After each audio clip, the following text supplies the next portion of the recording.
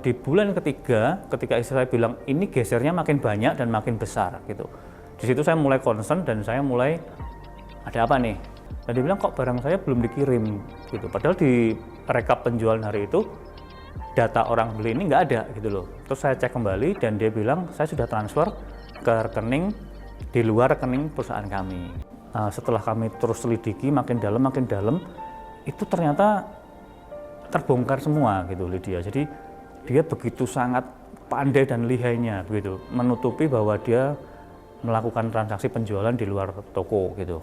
Pak, ini akunnya kami blokir ya sementara karena sudah melakukan transaksi itu sekitar 20-an jutaan hanya di satu toko online gitu. Ketika kami rekap semua itu kerugian yang kami sudah waktu itu sambil masih berjalan gitu ya, itu sekitar 40-an jutaan gitu. Kalau boleh sedikit jujur, efeknya itu saya nggak bisa tidur berhari-hari. Tapi dalam hati saya bilang, Tuhan walaupun itu uang nggak kembali pun, buat saya udah sukacita banget gitu. Buat saya udah terima kasih sekali. Kenapa? Karena Tuhan kembalikan kebahagiaan yang atau kedamaian hati yang nggak pernah bisa diukur dengan uang, dengan apapun gitu.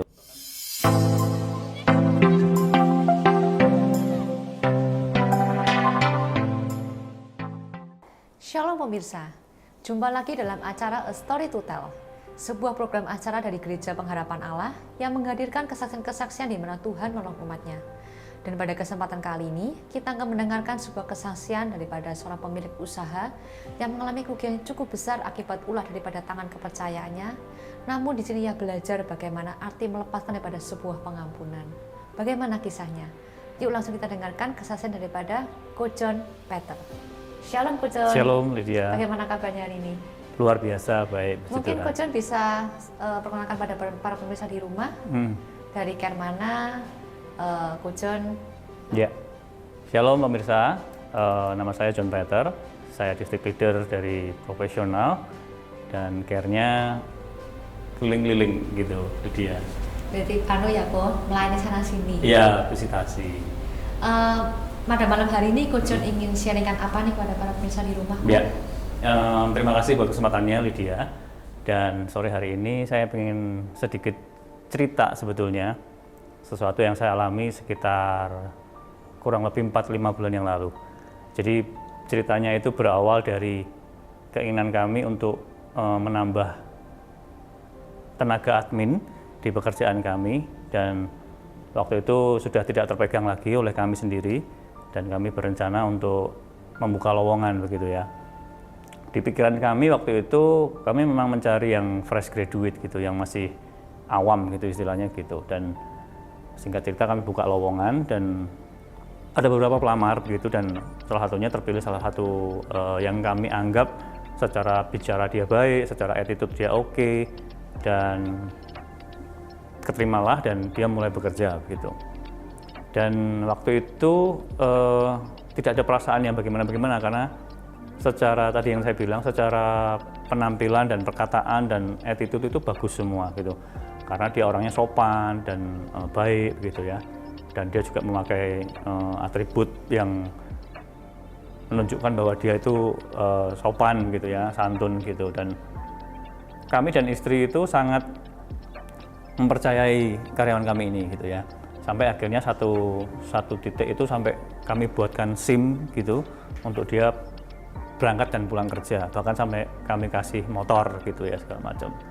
Dan awalnya kami ajari dari nol gitu, kemudian tidak ada firasat apa-apa dan dia juga belajar dengan sangat cepat dan dia juga mengerti dan bahkan membantu kami mengembangkan ini dengan baik gitu, sampai kepercayaan kami begitu sangat luar biasa ke anak ini gitu.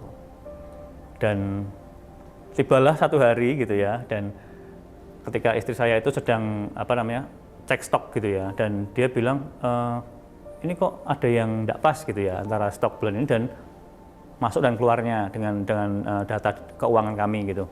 Saya bilang karena beberapa kali begitu, saya bilang mungkin kalau jumlahnya sedikit mungkin hanya salah itu aja, salah hitungan gitu. Dan di bulan berikutnya seperti itu lagi, dia bilang yang ini kok gesernya banyak gitu.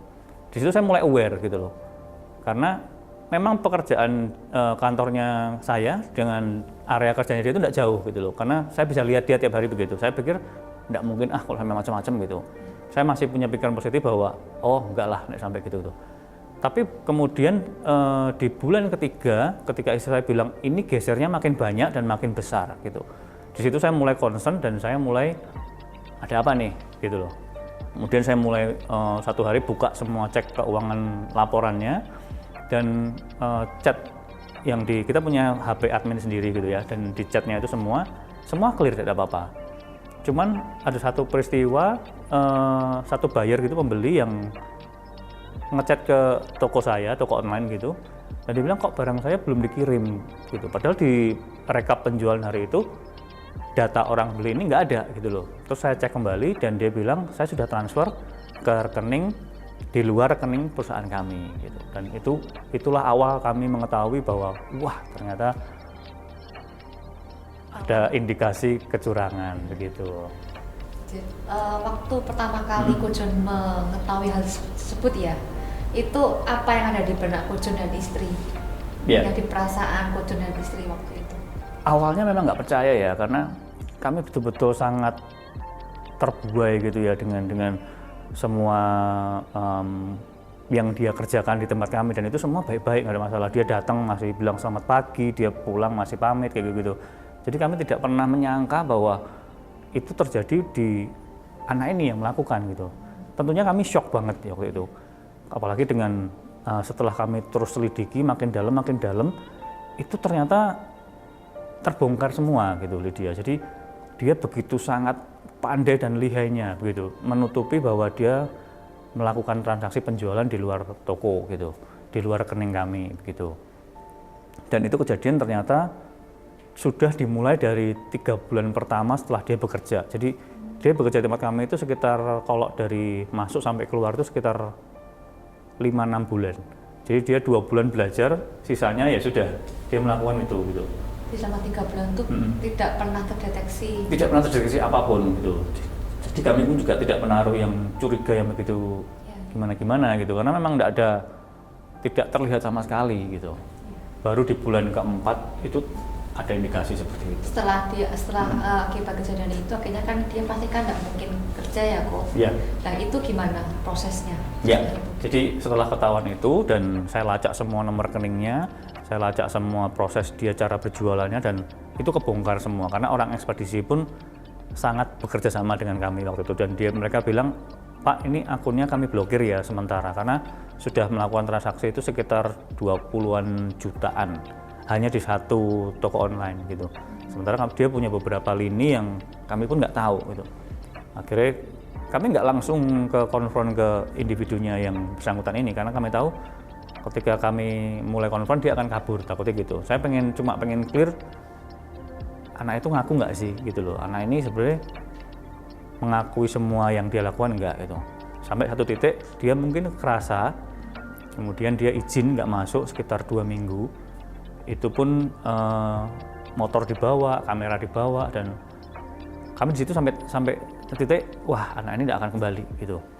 Dan ketika kami rekap semua itu kerugian yang kami sudah waktu itu sambil masih berjalan gitu ya, itu sekitar 40-an jutaan gitu, belum kamera dan motor dan lain-lainnya. Dan di situ kami merasa bahwa hilang gitu, semua yang sudah hilang gitu. Dan perasaan yang paling berat saat itu Lydia sebetulnya bukan hartanya yang hilang, berat hartanya hilang, cuman saya pikir gini, kepercayaan yang sudah saya bangun anak ini gitu loh, dan kecewanya banget karena dia datang dengan kepolosan dan dia datang dengan casing bahwa aku nih belum pernah kerja, saya butuh kerjaan gitu. Dia seorang diri di rumah, papanya sudah sakit-sakitan seperti itu, dan kami menaruh sangat empati sekali, dan kami bahkan ngomong sama dia, ayo kamu bantu saya di pekerjaan saya ini, kamu kasih saya solusi, kamu kasih saya tips gimana sih ngembangin usaha ini gitu. Karena dia kan anak muda ya, saya pikir kami perlu pandangan dari orang-orang muda sekarang yang ya begitu bagus dengan kerjaan online gitu. Dan ternyata dia seperti itu gitu. Dan itu jujur membuat saya pribadi itu shock banget gitu ya. Dan kalau boleh sedikit jujur, efeknya itu saya nggak bisa tidur berhari-hari Lydia, karena saya itu orangnya kan kepikiran banget gitu.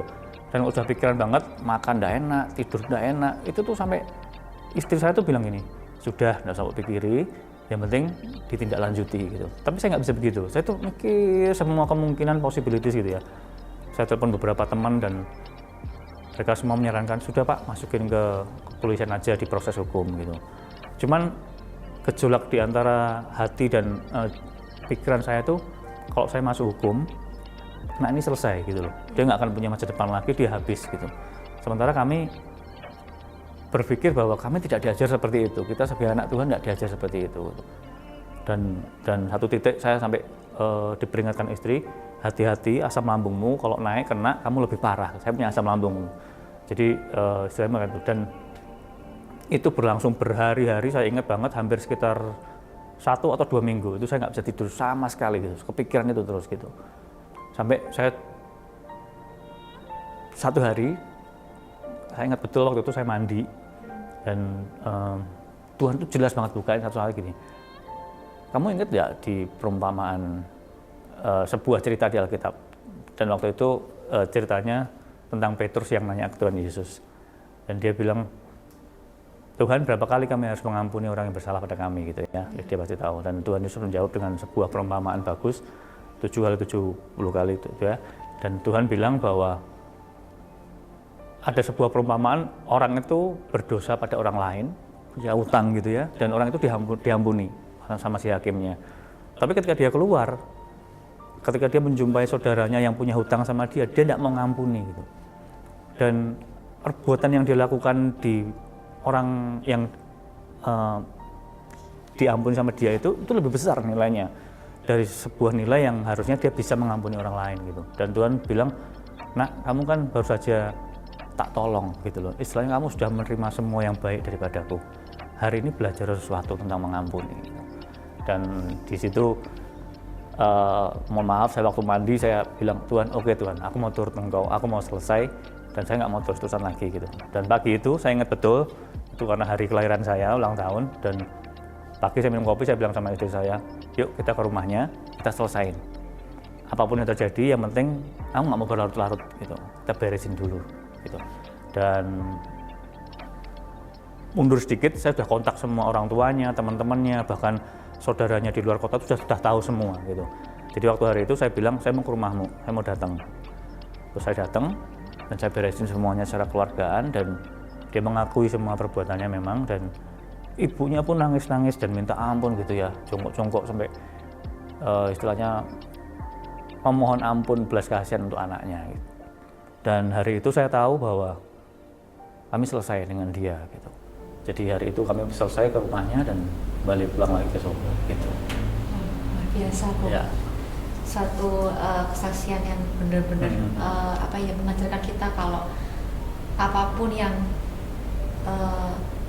kondisi yang mungkin kita sudah pernah alami, kita ingat bahwa Tuhan itu sudah lebih dulu mengampuni kita. Yeah. Itu menjadi tolak ukur kita bagaimana kita bisa mengampuni orang. Mungkin ada pesan dan pesan yang ingin Coach John sampaikan kepada para pemirsa di rumah ya. Mungkin yang para pemirsa mengalami hal yang serupa atau kejadian yang serupa untuk menjadi kekuatan bagi para pemirsa. Ya, saya ingat betul waktu itu ketika saya beberapa kali cerita dengan beberapa orang dan mereka bilang, sudah Coach John atau Pak John gitu ya, kalau kejadian seperti ini kamu relakan, satu hari kamu akan dikembalikan Tuhan kok, nilai yang nominal yang kamu kehilangan itu gitu. Dalam omongan saya bilang amin, saya itu memang mengaminkan gitu ya. Tapi dalam hati saya bilang, Tuhan walaupun itu uang tidak kembali pun, buat saya udah sukacita banget gitu. Buat saya udah terima kasih sekali. Kenapa? Karena Tuhan kembalikan kebahagiaan atau kedamaian hati yang tidak pernah bisa diukur dengan uang, dengan apapun gitu. Bahkan yang kedua, Tuhan juga ajarkan sebuah arti mengampuni gitu ya. Kita seringkali ngomong, ayo ampuni gitu. Ternyata ketika itu bersinggungan langsung dengan hidup kita, nggak segampang itu men gitu. Ternyata sulit juga gitu ya. Bahkan satu titik dia datang dan nangis, itu saya berpikir, aku punya hak nih untuk tidak mengampuni sebetulnya. Tapi Tuhan ajarkan kita tidak seperti itu gitu loh. Hari itu saya belajar banyak bahwa memang mengampuni itu melepaskan kedamaian yang luar biasa. Saya hari itu kehilangan nominal yang banyak. Bahkan sampai hari ini pun saya masih menanggung efek dari perbuatan karyawan saya itu. Tapi saya berpikir bahwa selama saya tidak kehilangan Tuhan dan sukacita dan damai sejahtera dalam hati saya, for me that's enough sih. Itu aja yang menjadi kekuatan saya. Dari kesaksian kita belajar ya, bagaimana kedamaian yang Tuhan berikan tuh jauh lebih besar dari apapun yang tidak ternilai di dunia ini. Ketika kita boleh belajar mengampuni, Tuhan akan mengembalikan segala sesuatunya yang mungkin di luar dari apa yang kita pikirkan, kita bayangkan. Tapi ketika kita belajar sesuatu yang Tuhan taruh, itu yang menjadi kekuatan kita untuk ke depan melihat bahwa penyertaan Tuhan tidak pernah berakhir dalam depan kita. Terima kasih untuk kesaksian pada malam hari ini. Tuhan Yesus memberkati.